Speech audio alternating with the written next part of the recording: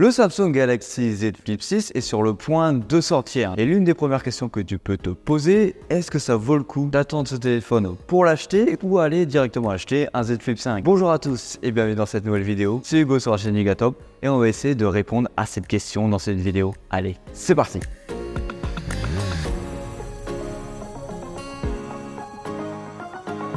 Bien sûr, comme d'habitude, n'hésite pas à t'abonner, à liker à la chaîne et à venir t'abonner tout simplement juste ici à l'Instagram de celle-ci. Ça sera super cool de ta part et on pourra bien sûr venir discuter tous ensemble de n'importe quel sujet. Tous ensemble. Hey. Alors à quoi peut-on s'attendre sur le Z Flip 6? Sachant que Samsung a pratiquement le monopole sur les marchés pliants dans le monde. Mais pourtant Samsung doit faire face à une nouvelle concurrence qui s'accroît de jour en jour. On a bientôt le prochain Xiaomi Mix Flip qui devrait sortir, le prochain Motorola Razr 50 Ultra, et à mon avis des concurrents comme OnePlus ou encore Google devraient arriver sur le marché des téléphones à clapper. Mais du coup avec ces nouveaux concurrents, on pourrait penser qu'on aurait une grosse mise à jour sur le Z Flip. Mais ce n'est pas trop le cas quand on regarde les rumeurs et les leaks. Donc si tu l'as compris, cette année on serait sur une mise à jour mineure. Il suffit de regarder au niveau du design qui nous a été dévoilé par OneLeak et SmartPri. À première vue, on n'a pas de grands changements. On a toujours les deux capteurs logés en haut à gauche avec le flash LED, l'écran externe et l'écran principal. On observe toujours des bords plats avec les côtés arrondis.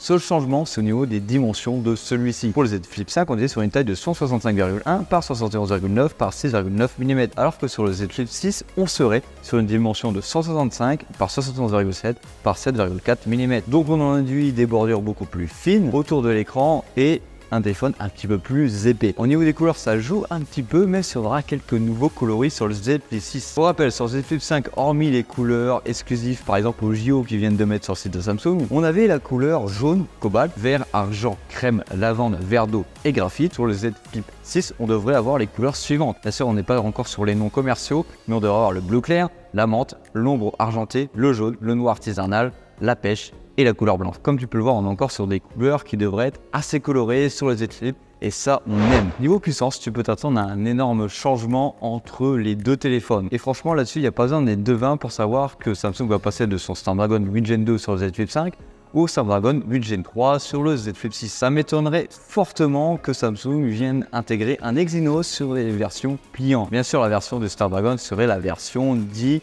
formaté pour les Samsung Galaxy. Niveau batterie, la bonne nouvelle, sur le Z Flip 5 on était à 3700 mAh, là on devrait passer sur une plus grosse batterie de 4000 mAh. Ça c'est assez important sur ce téléphone là car un des plus gros défauts de ce téléphone là, tu le sais sans doute, c'est bien sûr sa batterie. En parlant de batterie, si tu vas voir un retour sur ce téléphone là, sur le Z Flip 5, je t'invite à aller voir certaines vidéos qui devraient apparaître juste ici pour te faire un retour sur le Z Flip 5 après quelques mois d'utilisation. Alors autre amélioration en puissance, on devrait avoir Z Flip 5, on avait 8 Go de RAM, sur le Z Flip 6, on devrait passer à 12 Go de RAM. Alors là, les 12 Go de RAM sont bien à prendre avec des énormes pincettes par rapport aux autres rumeurs, mais si on passe vraiment sur les 12 Go de RAM, ça devient très intéressant pour le Z Flip. Alors niveau photo, est-ce qu'on a du changement entre le Z Flip 5 et le Z Flip 6? Pour rappel, sur le Z Flip 5, on avait un 10 mégapixels en principal et un 12 mégapixels en ultra grand angle. Et on avait un zoom numérique qui pouvait aller jusqu'à du x10 et en selfie, on avait un capteur de 12 mégapixels. Côté Z Flip 6, enfin, on aurait de la nouveauté au niveau de la photo.